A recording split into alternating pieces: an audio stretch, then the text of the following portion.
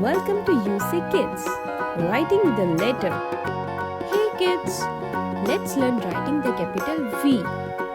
Yes, V. V for van. For this, you'll need a practice sheet and a pencil. To draw a capital V, first we will draw a right slanting line downward. Then we will draw a right slanting line upward.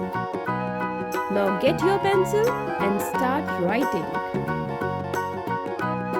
First we will draw a right slanting line downward. Then we will draw a right slanting line upward. Now let's draw it one more time. A right slanting line downward. A right slanting line upward. Great job! Keep practicing.